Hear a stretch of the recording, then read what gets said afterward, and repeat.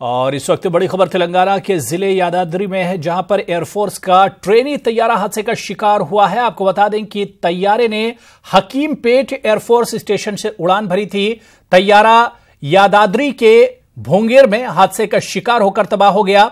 हादसे में trainee pilot जख्मी हो गया है। पायलट को अस्पताल मुंतकिल कर दिया गया है। मकामी पुलिस इस मामले की जांच पड़ताल कर रही है। तस्वीरें आप देख सकते हैं कि कितना भयानक यह हादसा है। ट्रेनी तैयारा गिरकर तबाह हुआ है।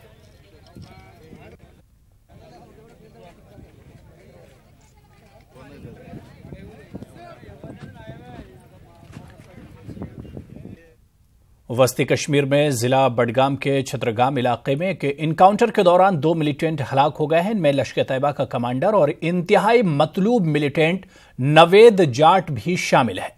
पाकिस्तानी शहरी नवेद कई तखरीबी कार्रवाइयों में मुलविस था। मारूफ सहाफी शुजात बुखारी के कत्ल में भी नवेद मुलविस था। वो कई शहरियों पर हमलों, बैंक लूटने और दहशतगर्दी से जुड़ी कई कार्रवाइयों में मुलविस था। पुलिस ने नवेद की हलाकत को एक बड़ी कामयाबी से ताबीर किया है। एक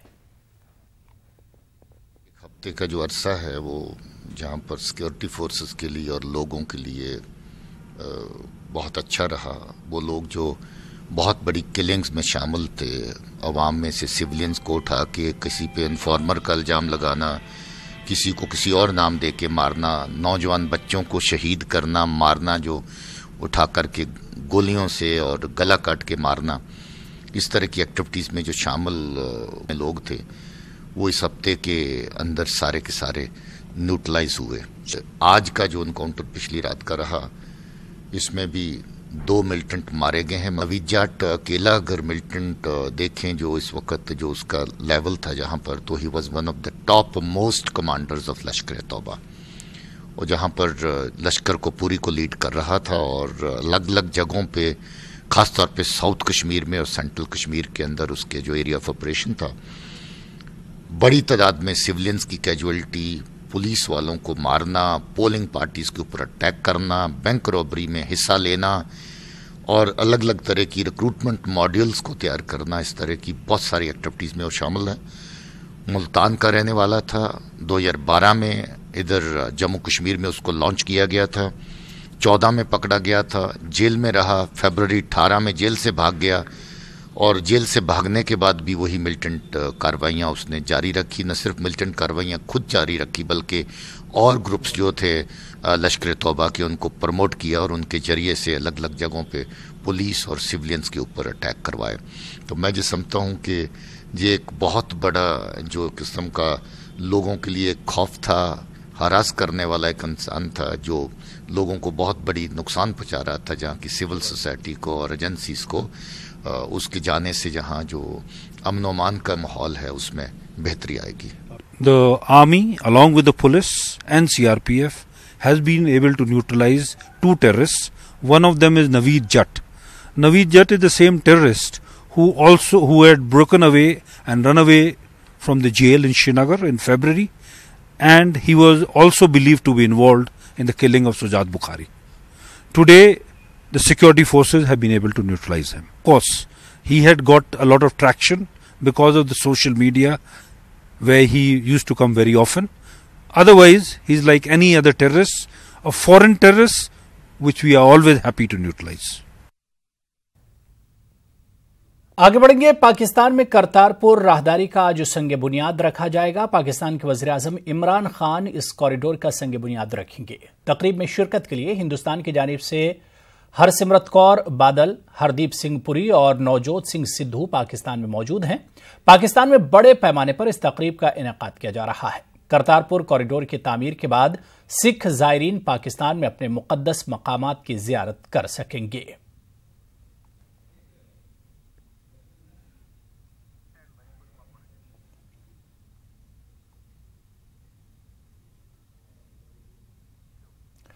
तो करतारपुर कॉरिडोर खुलने से उम्मीद की जा रही थी कि दोनों मुल्कों के बीच बातचीत की राह भी हमवार होगी। ताहम वज़ीर ख़ारजा सुषमा स्वराज ने साफ कर दिया है कि इसका मतलब ये नहीं कि पाकिस्तान के साथ बातचीत का आगाज होगा। उन्होंने कहा कि दहशतगर्दी और बातचीत एक साथ मुमकिन नहीं है। Bilateral dialogue and Kartarpur corridor are two different things. I'm very happy that for the last 20 years, rather many years, Government of India has been asking for this Kartarpur corridor, and for the first time, Pakistan responded positively to this. But that doesn't mean that the bilateral dialogue will start only on this. The bilateral dialogue, we always say, terror and talks can't go together. The moment Pakistan stops terrorist activities in India, the dialogue can start. But the dialogue is not connected with only Kartarpur corridor.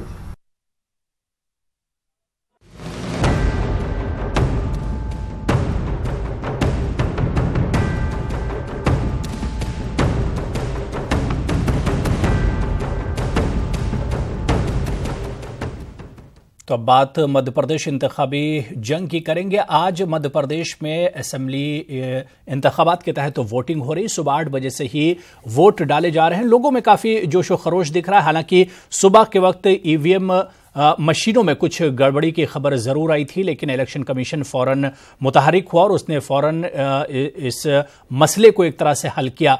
लेकिन अगर 2018 assembly इंतखाबात की हम मध्य प्रदेश की बात करते हैं तो 230 सीटें कुल हैं, जिस पर तमाम पार्टियों के ने बढ़ चढ़कर एक तरह से मेहनत की है, एड़ी चोटी का जोर लगाया है कि किसी तरह से बीजेपी की अगर बात करें तो यहां पर 15 साल से बीजेपी इख्तिदार में है। शिवराज सिंह चौहान अपना इख्तिदार, अपनी सत्ता बचाने के लिए उन्होंने पूरा जोर लगाया है। वज़ीर-ए-आज़म नरेंद्र मोदी से लेकर अमित शाह और शिवराज सिंह, जो बड़े लीडरान बीजेपी के हैं, उन्होंने एक तरह से इंतखाबी मुहिम का वो लोग हिस्सा बने। और इसी तरह से अगर कांग्रेस की बात करें तो कांग्रेस में राहुल गांधी से लेकर ज्योतिरादित्य सिंधिया और कमलनाथ जैसे बड़े लीडरों ने इंतखाबी मुहिम कांग्रेस की तरफ से चलाई।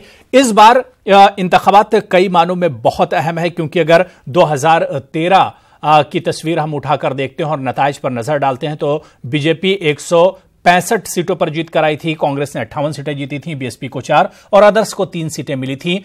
इस बार नतीजा क्या कुछ होगा, क्या कुछ अहम फैक्टर होंगे, लोगों के जहन में आखिर क्या कुछ चल रहा है, मध्य प्रदेश के वोटर्स के जहनों में कि आखिर किस तरह की सरकार लानी है, इसी पर बातचीत करेंगे। हमारे साथ बहुत खास मेहमान बीजेपी के स्पोक्स पर्सन तर्जुमान नवीन कुमार जिंदल जी नोएडा से मेरे साथ जुड़े हुए हैं। नवीन कुमार जिंदल जी, बहुत इस्तकबाल करते हैं न्यूज़ 18 उर्दू में। मध्य प्रदेश के चुनाव को कैसे देखते हैं नवीन जी? आज पोलिंग हो रही है और लोगों में बड़ा उत्साह दिख रहा है मध्य प्रदेश के वोटर्स में।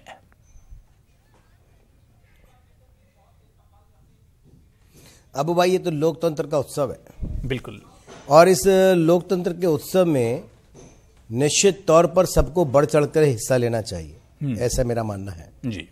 और देश के विकास, राज्य के विकास, देश की सुरक्षा, राज्य की सुरक्षा, हर गरीब अमीर, हर नागरिक का स्वाभिमान, सम्मान, और उसके लिए साथ साथ देश में एक खुशहाली आए, उसके लिए लोकतंत्र का उत्सव होता है। और इसमें जो लोग राजनीतिक दल हिस्सा लेते हैं उनका सबका स्वागत करना चाहिए, और जो कहीं भी लोकतंत्र के उत्सव में शामिल नहीं होते उनको मैं लोकतांत्रिक मानता ही नहीं हूँ। तो मुझे मालूम है कि मध्य प्रदेश में इस बार बढ़ चढ़ करके लोग आ रहे हैं और भी शाम तक और भी इसका परसेंटेज बढ़ जाएगा। निश्चित तौर पर हम तो आश्वस्त हैं कि विकास के लिए मध्य प्रदेश की जनता भारतीय जनता पार्टी को पुनः विद्यमान करेगी और विकास होगा। आज के समय में, चुनाव के समय में बहुत अधिक कुछ बोलना उचित नहीं है, इसलिए नहीं कहना चाहता हूँ। बस इतना ही कहूँगा कि देश में विकास के लिए जो पार्टी काम कर रही है उनके साथ राज्य की, देश की जनता जुड़ी है, और राज्य का विकास केंद्र के साथ मिलकर के जो पिछले 4 वर्षों में हुआ, ये निरंतर आगे जारी रहना चाहिए। बिल्कुल नवीन जी, आपने बात तो विकास की, लेकिन मध्य प्रदेश में जो पार्टियां, खासतौर से अगर हम बीजेपी या कांग्रेस की बात कर लें, विकास के मुद्दे पर यह इलेक्शन शुरू तो हुआ था नवीन जी, पूरी ईमानदारी से बताइएगा, लेकिन आखिरी दिन में आते आते विकास का पता ही नहीं चला कि विकास चला कहां गया है। पूरा ये जो इलेक्शन है वो राम मंदिर की तरफ मुड़ गया। इसके अलावा जो दूसरे इश्यूज थे उनकी तरफ पूरा ये मुड़ गया और विकास का कहीं आता पता नहीं चला। आखिर ऐसा क्यों? बड़ी सरलता से अब्बू भाई, आपने बहुत ज्वलंत मुद्दा पूछ लिया। वैसे तो इसके लिए दोषी वो लोग हैं जिन्होंने इसकी शुरुआत की, उसका जवाब तो देना पड़ेगा। और जैसे कि आपने सवाल पूछा, आपका भी जवाब देना है, और उन पॉलिटिकल पार्टियों को भी जवाब देना पड़ा जिन पॉलिटिकल पार्टियों ने इसकी शुरुआत की। हमने कब कहा था कि कोई आप हमसे ये कहें कि मोदी जी की जात ये है, मोदी जी की अमित शाह की जात ये है, या उमा भारती की जात ये है, उनको अधिकार नहीं है भगवान श्री राम के बारे में बात करने के लिए? हमने कहा था क्या? सीपी जोशी हमारे नेता नहीं, केंद्रीय मंत्री रहे, कांग्रेस के बड़े दिग्गज नेता, मुख्यमंत्री पद के दावेदार हुआ करते थे राजस्थान में। उन्होंने कहा और उनसे कहलवाया गया तभी कहा। दूसरा, हमने कहा क्या कमलनाथ जी को कि आप बंद कमरे में मीटिंग करो, उसका वीडियो निकाल करके वायरल करो, दुनिया जहां को बताओ, और कहो कि मुसलमानों के साथ कुछ बैठ करके मीटिंग करो, और ये कहो कि भाई सत्ता में आएंगे हम, आप निश्चिंत रहें, हमें वोट दीजिए, 90% आएंगे, उसके बाद आरएसएस और हिंदुओं को देख लेंगे, उनसे निपट लेंगे। ये हमने नहीं कहा, उन्होंने कहा। क्या राजबब्बर जी को हमने थोड़ी कहा था? कांग्रेस के दिग्गज नेता है, उन्होंने कहा कि जितने नक्सली हैं वो जो है क्रांतिकारी हैं, उनको फ्रीडम फाइटर बताना शुरू कर दिया। तो जब ये बातें आएंगी, या हमने राहुल गांधी जी को नहीं कहा था कि आप अपना गोत्र बताओ, और गोत्र बताओगे तो सच बताओ ना भाई। गोत्र निकलेगा तो दादा के तो अंश है उसके अंदर, तभी तो वो उनका वंश चला है। लेकिन दादा को निपटा दिया बीच में से, उनके नाम को लेने में आपत्ति है क्योंकि उनका नाम फिरोज जहांगीर खान है, इसलिए उनको लेते हुए उनको पीड़ा होती है, तो इसलिए उनका नाम नहीं लेंगे। और उनका नाम अपने इतिहास, आप कुछ भी करोगे अपने दादा का नाम अपने नाम से नहीं मिटा सकते आप। लेकिन आपने उनका वंश के नाम से उनका नाम हटा दिया, दाएं बाएं लेफ्ट राइट करते हुए आप अपना वंश बदलते हुए ऊपर चले गए, पंडित ब्राह्मण बता दिया। हमने तो नहीं पूछा था ना।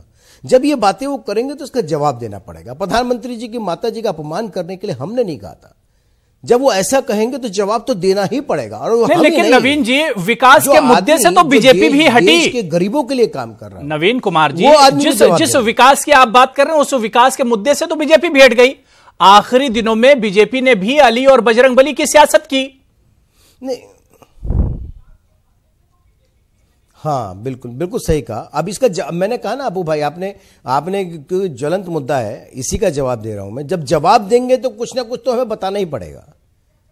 अगर मान लीजिए कांग्रेस के नेता और बार बार कहें साहब उनको तो अली पर विश्वास है क्योंकि बाकी सबको हम बाद में निपट लेंगे, तो भैया होगा, अच्छी बात है, तुम्हारा है, हमारा बजरंगबली पे सब, हम तो कहते हैं सब भगवान सबके सब में एक ही रूप है।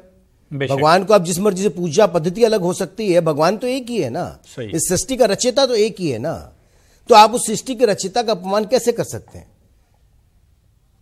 उसको रूप अलग अलग हो सकता है, आप उस रूप में जाते हैं। और भगवान श्री राम के बारे में भी मंदिर वाले में बहुत स्पष्ट है भाई। ये देखिए, बड़ा एक मैं आज आपके माध्यम से बता दूं, उस समय होगा कि बार बार कहते 4 वर्ष में बीजेपी सरकार ने किया क्या, आई राम मंदिर बनाने के लिए किया क्या? मैं आपको बताता हूं क्या किया। जब सरकार केंद्र में आई नरेंद्र भाई मोदी जी के नेतृत्व में एनडीए की, तो पता चला कि सुप्रीम कोर्ट में 7 साल से वो केस पेंडिंग है जिसको हाई कोर्ट इलाहाबाद में डिसीजन आने के बाद चैलेंज किया गया था। उसकी सुनवाई इसलिए शुरू नहीं हुई कि उसके 18,000 से ज्यादा दस्तावेज जो उर्दू और हिंदी में थे उनको ट्रांसलेट करके सुप्रीम कोर्ट में जमा कराना था, और वो यूपी गवर्नमेंट ने जमा कराना था। तो यूपी गवर्नमेंट से एक जब सुब्रमण्यम स्वामी जी ने जल्दी अपील सुनने की बात करी, एक दूसरी पिटीशन डाली, तब उन्होंने नहीं, लेकिन नवीन कुमार जी, इन 4 सालों का जवाब आपसे आपके ही लोग पूछ रहे हैं ना, उत्तर प्रदेश में। उन्होंने नवीन कुमार जी, इन 4 सालों का जवाब, इन 4 सालों का जवाब आपसे शिवसेना मांग रही है, आपसे वीएचपी मांग रही है, आपसे आरएसएस मांग रही है, आपके साधु संत मांग रहे हैं 4 सालों का जवाब। मैं आपके माध्यम से अबू भाई, वही मैं आपके माध्यम से, ऐसा नहीं कि मैं जवाब दे रहा हूं तो इसमें मैंने ये कहा कि शिवसेना या फिर वीएचपी या जो और कोई लोग हैं वो अपने कान बंद कर लें या टीवी चैनल को म्यूट कर ले, वो ना सुने, वो भी सुने, सबके लिए है। मेरा कहना यह है कि जिस प्रकार से जब वो दस्तावेज ट्रांसलेट करने की बात की गई, उनको जमा कराने थे, अखिलेश यादव जी ने ट्रांसलेट ही नहीं कराया, पूरा ट्रम्प निकल गया। ट्रांसलेट जो कराना सुप्रीम कोर्ट के आदेश के बाद जमा कराने थे, उन्होंने जमा ही नहीं किए। जब योगी जी की सरकार आई, उनको जमा कराने में, उनको ट्रांसलेट कराने में 1 साल लगा, क्योंकि सुप्रीम कोर्ट का कोई भी दस्तावेज, उसके अंदर बिंदु की भी, एक पॉइंट की भी गलती हो तो उसके कंटेम्प्ट ऑफ कोर्ट माना जाता है, उसकी कई बार स्क्रूटनी होती है। उसको कराने के बाद सुप्रीम कोर्ट में जमा कराया 2017 में। उसके बाद जब सुनवाई शुरू होने लगी और जब लगा कांग्रेस को कि सुनवाई शुरू हो रही है, तो कपिल सिब्बल मुस्लिम पर्सनल लॉ बोर्ड का चोला पहन करके सुप्रीम कोर्ट पहुंच जाते हैं और कहते हैं कि 2019 से पहले सुनवाई नहीं होनी चाहिए। जब जज सुनवाई करने लगते हैं चीफ जस्टिस के खिलाफ महाभियोग ले आते हैं। मेरा कहना है कि इन किन प्रकरण किस प्रकार से ने रोकने की कोशिश करी और सारा का सारा ठीकरा फोड़ने का प्रयास किया भाजपा के ऊपर, तो वो बिल्कुल बिल्कुल। नवीन जी आपके पास आते हैं। नवीन जी आपके पास आते हैं। इस वक्त मारिया शकील इस वक्त हमारे साथ जुड़ गई हैं, पॉलिटिकल एडिटर हैं CNN की। मारिया शकील, न्यूज़ 18 उर्दू में आपको हम बहुत इस्तकबाल करते हैं। आज मध्य प्रदेश में क्योंकि पोलिंग हो रही है, किस तरह से इस चुनाव को आप देखती हैं? क्योंकि ठीक मध्य प्रदेश के जो रिजल्ट आएंगे या इन जो स्टेट्स असेंबली के जो चुनाव हो रहे हैं, इसके बाद फिर 2019 का चुनाव नजदीक है। कैसे इस चुनाव को देखा जाए? आई थिंक ये जो 5 स्टेट्स में चुनाव हो रहा है, इसमें सबसे बड़ा स्टेक कांग्रेस का है, क्योंकि अगर कांग्रेस इसमें से 5 में से 2 स्टेट नहीं रिटेन कर पाती है, राजस्थान क्यों देखा जा रहा है कि कांग्रेस को, क्योंकि ये स्विंग स्टेट है जो हमेशा 5 साल एक सरकार एक पार्टी को देता है, दूसरे 5 साल किसी और पार्टी को देता है, तो अगर ये कांग्रेस नहीं जीत पाती है, उसके अलावा कोई एक और स्टेट नहीं जीत पाती है, तो शायद वो ऑपोजिशन पार्टीज को यूनाइट नहीं कर पाएगी। 2019 का चुनाव उसके लिए और डिफिकल्ट हो जाएगा। राहुल गांधी के लीडरशिप पे क्वेश्चन किया जाएगा। जो रीजनल पार्टीज हैं, ममता बनर्जी, शरद पवार, लालू यादव, ये लोग सब राहुल गांधी के लीडरशिप को क्वेश्चन करेंगे। ये बोलेंगे कि अगर आप महागठबंधन की बात कर रहे हैं या कांग्रेस अपने अलायंस को देख रही है, अलायंस पार्टनर्स को देख रही है डिफरेंट स्टेट्स में, तो उन लोगों को स्पेस सीड करना पड़ेगा। कांग्रेस धीरे धीरे सिमटती जाएगी। इसलिए मैं बोल रही हूं कि इसका सबसे बड़ा असर कांग्रेस पार्टी को पड़ेगा। जहां तक मध्य प्रदेश का सवाल है, अब हम जमीन पर थे, हम वहां पर मंदसौर, उज्जैन, इंदौर और भोपाल के इलाकों में हमने इलेक्शन कवर किया है, और वहां पर एक ये सेंटिमेंट जरूर है, लोग बोलते हैं बदलाव, लेकिन बदलाव का मतलब ये नहीं होता है कि सरकार को बदल दो, क्योंकि ये भी लोग बोलते हैं कि ऑप्शन नहीं है। कांग्रेस का सबसे बड़ा फेलियर इस इलेक्शन में अभी तक ये देखा जा रहा है कि वो एक अगर मंदसौर 2017 जून में हुआ था, उसके बाद से एक फार्मर इशू को कंसोलिडेट करने के लिए, फार्मर एंगर को कंसोलिडेट करने के लिए कोई हार्दिक पटेल जैसा फिगर इमर्ज नहीं करवा पाई। अगर वो पार्टी न्यूट्रल कोई एक नेता इमर्ज कर जाता तो क्या पता सारे लोग उनके पीछे लग जाते, कंसोलिडेशन होता, वो नहीं था।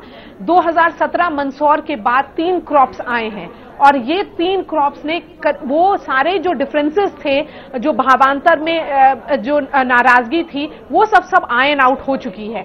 जो किसान, जो नाराजगी मैंने गुजरात में देखी थी, उस तरह की किसानों में नाराजगी मैंने मध्य प्रदेश में नहीं देखी है।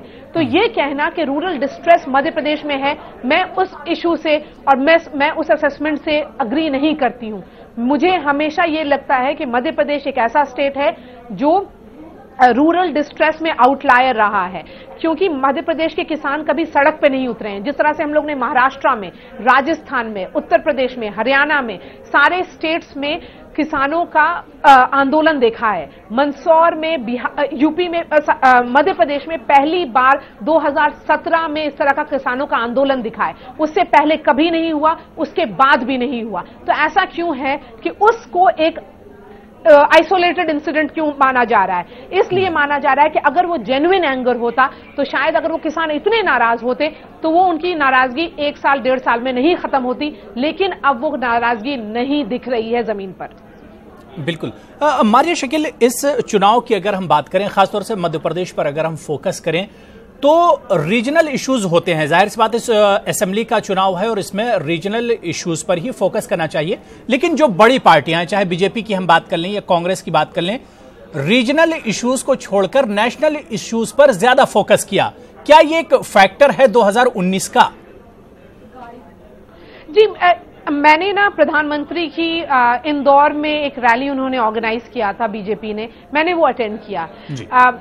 प्रधानमंत्री का ये कहना था, नरेंद्र मोदी जी का, उनका कहना था कि शिवराज सिंह चौहान को कुल 4.5 साल, लगभग 5 साल काम करने का मौका मिला। सवाल उठेगा कैसे, वो 15 साल से राज कर रहे हैं मध्य प्रदेश में। ये उन्होंने कहा कि 10 साल पहले, 5 साल से जो 10 साल पहले वाला वक्फा था, वो उस वक्त चीफ मिनिस्टर तो जरूर थे, लेकिन दिल्ली में सरकार यूपीए की थी, तो वो हमेशा कुछ भी अगर प्रपोजल भेजते थे तो यूपीए सरकार जो कांग्रेस की थी वो उस प्रपोजल्स को रोक देती थी। तो इसलिए एक सेंटर और स्टेट में नहीं सेम सरकार होने की वजह से कॉन्फ्लिक्ट हमेशा रहा है। उसी तरह से उन्होंने बोला कि जिस तरह से शिवराज सिंह चौहान यहाँ पे लड़ रहे थे, उस तरह से मैं जब गुजरात का चीफ मिनिस्टर था तो मुझे भी उसी तरह के चैलेंजेस को महसूस मैं भी कर रहा था। अब उन्होंने कहा कि अब डबल इंजन से ग्रोथ होगा, क्योंकि सरकार जो केंद्र में है वही सेम सरकार स्टेट में रहेगी और इसकी वजह से एक नया डेवलपमेंट मैप बनेगा मध्य प्रदेश का। क्या इस इलेक्शन में लोकल इश्यूज इंपॉर्टेंट है? मुझे लगता है कि है, क्योंकि हर चुनाव जो स्टेट का होता है लोकल इश्यूज बहुत इंपॉर्टेंट होता है। लेकिन बीजेपी ने कोशिश किया है एक नैरेटिव बिल्ड करने का ऑन ग्राउंड, पर्टिकुलरली जमीन पर, कि ये 15 साल की शिवराज सिंह चौहान की जो सरकार थी, ये डर लोगों में हो जाना चाहिए कि उससे पहले मध्य प्रदेश क्या था, क्योंकि जो पहले मध्य प्रदेश था वो बीमारू स्टेट में था। अभी मध्य प्रदेश 15 साल में बीमारू स्टेट से बाहर निकल चुका है। डेवलपमेंट जो है वो अब जमीन पे दिख रहा है, सड़कें दिख रही हैं। अब वो सबसे बड़ा मुद्दा जो जमीन पे ये दिख रहा है, पर्टिकुलरली मालवा बेल्ट में जो किसानों का बेल्ट है। मध्य प्रदेश एक लैंडलॉक्ड स्टेट है जिस तरह से बिहार है, लेकिन इस लैंडलॉक्ड स्टेट के बावजूद होने के जो क्रॉप पैटर्न है और जो सरकार ने काम किया है उसके वजह से मध्य प्रदेश का किसान लगभग खुश है, और वो खुशी शायद दिख रही है। जब लोग बदलाव की बात करते हैं, हम बार बार इस बात को एम्फसाइज करेंगे, वो चेंज की बात करके व्यवस्था बदलने की कुछ बात करते हैं। व्यवस्था का मतलब शिवराज सिंह चौहान के जो आसपास के ब्यूरोक्रेट्स हैं, कुछ मंत्री हैं, वो 15 साल से वहीं पे टिके हुए हैं। अगर शिवराज सिंह चौहान आगे सोचना चाह रहे हैं, रीइन्वेंट नहीं करेंगे, तो शायद मध्य प्रदेश वहीं पे रुक जाएगा, और वो व्यवस्था लोग बदलने की कोशिश कर रहे हैं। इनफैक्ट जब हम यंग वोटर्स से हमने उज्जैन में बात की, फर्स्ट टाइम वोटर्स हैं, 2 लड़कियों से हमारी बातचीत हुई, उनका ये कहना था कि मोदी जी सारे प्रपोजल्स अप्रूव करते हैं, उसी तरह से शिवराज सिंह चौहान सारे प्रपोजल्स अप्रूव करते हैं, जो रुक जाते हैं वो एमएलए के लेवल पर। तो शायद एंटी इनकम्बेंसी की जो हम बात कर रहे हैं वो एंटी इनकम्बेंसी किसी एमएलए के अगेंस्ट में होगी। इसीलिए बीजेपी ने करीब 1/3 अपने एमएलएस को इस बार रिप्लेस किया है, और वही वो स्ट्रैटेजी है जो उन्होंने गुजरात में पहले दोहराई है, वही स्ट्रैटेजी है जो यहां पर दिल्ली में लोकल बॉडी इलेक्शंस में दोहराई है, क्योंकि उनको लगता है जो एंटी इनकम्बेंसी है वो शायद लोकल नेता के अगेंस्ट में हो, लोकल एमएलए के अगेंस्ट में हो। जहां तक शिवराज सिंह चौहान की बात है, वो एक पॉपुलर नेता है, वो पॉपुलर चीफ मिनिस्टर है। बिल्कुल, लेकिन मारिया शकील, क्या ऐसा नहीं लगता है कि 2013 चुनाव हम देखें और उसके बाद 2018 के चुनाव, 2013 में बीजेपी पूरी तरह से मध्य प्रदेश में डिपेंड थी शिवराज सिंह चौहान पर, लेकिन 2018 में आपको नहीं लग रहा है कि फोकस ज्यादा नरेंद्र मोदी पर था मध्य प्रदेश में? नहीं, इनफैक्ट हम आपसे डिसएग्री करेंगे। ग्राउंड पर ये माहौल ये है कि ये चुनाव शिवराज का चुनाव है, ये चुनाव स्टेट का चुनाव है, और ज्यादातर लोग शिवराज सिंह चौहान के काम की बात कर रहे हैं। वहां पर अगर मेक इन इंडिया की भी बात होती है तो वो शिवराज सिंह चौहान से रिलेट करते हैं। मामा जी बहुत ही पॉपुलर नेता हैं, तो वो पॉपुलैरिटी का इशू उनके बारे में नहीं है। और जहां तक नरेंद्र मोदी इज ये फैक्टर इतना जरूरी, बहुत इंपॉर्टेंट इशू है, जो दिल्ली का चुनाव होगा शायद 2019 में, जब मध्य प्रदेश में लोकसभा का चुनाव होगा, तब शायद वो बोला जा सकता है कि ये नरेंद्र मोदी का चुनाव है। लेकिन ये जो चुनाव अभी मध्य प्रदेश में है वो शिवराज सिंह चौहान के लिए लोग वोट करेंगे। बिल्कुल मारिया, लेकिन अगर मेन फैक्टर्स की हम बात करते हैं मध्य प्रदेश में, तो कौन कौन से ऐसे फैक्टर आपकी नजर में हैं जो सबसे ज्यादा इंपॉर्टेंट नजर आते हैं? क्योंकि इस बार भी मध्य प्रदेश में गुजरात की तरह से ही मैं कुछ यहाँ की पॉलिटिकल तस्वीर देख रहा हूँ इस चुनाव की, क्योंकि मध्य प्रदेश में भी चुनाव शुरू एक तरह से डेवलपमेंट और तरक्की के नाम पर हुए थे, लेकिन चुनाव करीब आते आते वो कहीं ना कहीं एक तरह से डेवलपमेंट और विकास का जो मुद्दा था वो बिखर गया, और पोलराइजेशन आखिर में अली और बजरंगबली वाली ही सियासत हुई। पोलराइजेशन अब वो हम अग्री नहीं करेंगे, क्योंकि रिडक्शनिस्ट हिंदुइज्म की जो हम बात करते हैं कि और हिंदू असर्शन की बात करते हैं वो दिखता है। क्या पोलराइजेशन होगा मध्य प्रदेश में? मध्य प्रदेश में जो मुसलमानों की तादाद है बहुत ही लिमिटेड है, और वो लगभग शिवराज सिंह चौहान से नाखुश नहीं है, और इसलिए शायद वो क्या कांग्रेस की तरफ हमेशा रहे हैं ज्यादातर, तो इसलिए शिवराज सिंह चौहान की तरफ आना वो आएंगे ये भी जरूरी नहीं है। और ना ही शायद कांग्रेस ये बीजेपी भी चाहती है या कोशिश कर रही है कि उनको मुस्लिम कॉन्स्टिट्यूएंसी या मुसलमानों का वोट मिले। इंपॉर्टेंट इश्यूज की जहां तक बात करते हैं आप, मालवा में जरूर किसानों का जो मुद्दा है वो है कि उनको एमएसपी कैसा रेट है, या फिर इंपोर्ट और एक्सपोर्ट ऑन इम्पोर्टेंट जो सब्जियां हैं या उस पर उनको इम्पोर्टेंट डिसीजंस लगता है। उसके अलावा Bhavantar again I am seeing that as a game changer for Shivraj Singh Chouhan. Flat Bhavantar उन्होंने अभी कुछ दिन पहले अनाउंस किया था election model code of conduct से पहले, और उसकी वजह से मंडियों में काफी ज्यादा जोश दिख रहा है। सोयाबीन और गार्लिक के जो फार्मर्स हैं वो काफी एक्साइटेड हैं और बहुत ही पॉजिटिवली बात करते हैं उनके अगेंस्ट में, उनके फेवर में। और अगर दूसरे बेल्ट में आप देखिए जो फर्स्ट टाइम वोटर्स हैं और जनरल सेंटिमेंट्स ये है कि जाएं तो किधर जाएं। अगर वो शिवराज सिंह चौहान से नाराज हैं, नाराजगी तो नहीं, हम बोलेंगे कि अगर थोड़े रूठे हुए हैं शायद, तो जाएं तो किधर जाएं।